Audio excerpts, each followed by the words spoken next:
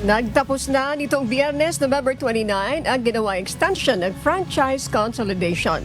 Libo-libong operator ang umahabol sa nasabing deadline para sumama sa Public Transport Modernization Program o PTMP ng pamahalaan. Kaugnay nito, makakapanayam natin si Undersecretary Jesus Ferdinand Andy Ortega ng Department of Transportation o DOTR upang magbigay ng detalye ukol sa sitwasyon ng nasabing programa, pati na rin ang iba't ibang proyekto na inilaan ng kanilang ahensya para sa publiko. Magandang umaga po sa inyo, Yusek Ortega. Hi, good morning, Ani. Magandang umaga po sa ating lahat. Thank you very much for joining us this morning. Yusek, kumusta na po ang sitwasyon sa katatapos lang na deadline itong Public Transport Modernization Program po? Natuloy at nagkaroon na rin ng panibagong deadline po, no, yung usapin ng DOTR sa ating Senate President, Senator Escudero, na kung pwede lahat ng mga interesado at gusto pang sumali sa programa ay bigyan pa natin ng pagkakataon. Kaya nagkaroon tayo ng extension nga up to last Friday, November 29, para yung mga operators po na gustong sumali ay pinayagan sumali. At yun, tama po kayo. Marami po mga humabol, mga nag-apply. In fact, last day po doon sa LTFRB po, sa office sa NCR, may mga larawan po kami na bigay sa amin na mga rating nakapila. So we feel good po, no, dahil yung ating pangako at usapan ay nangyari. So mas dumami na po ngayon ang mga sumama sa ating programa. Yusek Ortega, mayroon din po kami mga naririnig na balita na sinabi ng grupong Manibela at Piston na nasa 8,000 operators at drivers daw po ng public utility vehicles na dati nag-apply para sa consolidation ang hindi na raw po interesado magpa-consolidate. Ano po ang reaksyon nyo dito po at ano yung katotohanan sa likod ng balitang ito po? Alam mo, unang-una, in terms of numbers, with due respect po sa dalawang grupo, napakalaki at masyadong exaggerated po yung numerong nailabas nila, I think, nung Friday or kahapon ata or Saturday.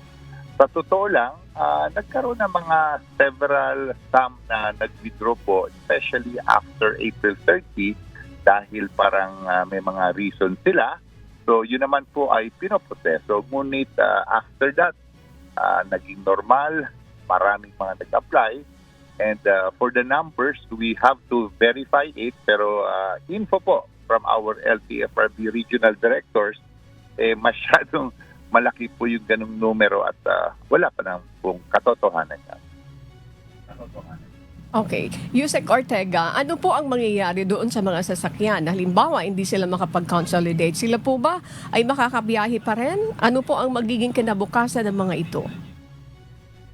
Unang-una po, no, when we talk about consolidation, ito po ay tungkol sa mga operators po to na nagmamayari na prangkisa na magdidesisyon tama ba or hindi sa consolidation. Yung mga driver po, ibang usapin po yon, dahil yung mga driver naman po, sila ay pumapasada sa mga sasakyan, sa mga consolidated, which if ang kanilang operator ay hindi nag-consolidate, pwede naman silang lumipat sa ibang mga kooperatiba na nag-consolidate.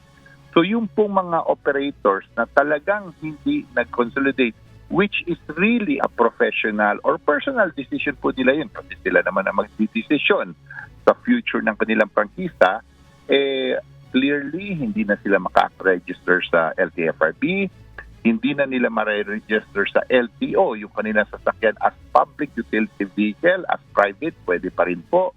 So clearly, hindi na sila pwede pumasada sa kalye, which all the operators who decided not to consolidate, alam naman po nila yung consequences at decision naman po nila yan.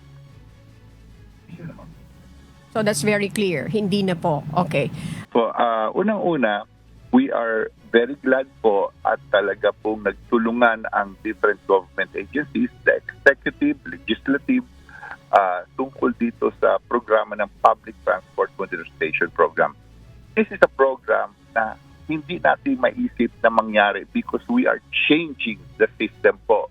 Yung sistema po na gagawin natin at ginagawa po natin, ito po yung sistema na normal lang po ito sa ibang bansa, which is nagbibigay po ng comfortable, accessible, at saka reliable po and sustainable na programa for our commuters.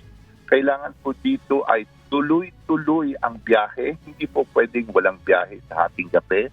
Kailangan po dito yung dami ng sasakyan, which we will do, ay tama ang dami. Hindi pwedeng sobra, hindi pwedeng kulang. At yung mga ruta na kailangan lagyan natin, dahil wala pong ruta yan in time immemorial, those are the things, those are the changes that we will do with this program. At kasabay po dyan, yung pagpapaganda, pag-aayos ng mga vehicles to be really road safety and convenient po. Summer or tag-ulan, maayos ang pakiramdam ng mga pasahero. And on the part of our operators na ngayon miyembro ng cooperative or drivers, uunlad po ang buhay nila. They will be like a normal working person na mayroong SSS, may PhilHealth, may Pag-ibig, at saka may mga dividendo po yan. This is a total change at salamat po at majority ng sektor ay sumama. This is the time other agencies, even private po, mas sumama pa sa programa for the better changes that will happen at ang dulo po, yung ating commuters po, yung makikinabang dito. Maraming salamat po sa inyong oras, Undersecretary Jesus Ferdinand Andy Ortega, ng Department of Transportation. Good morning po.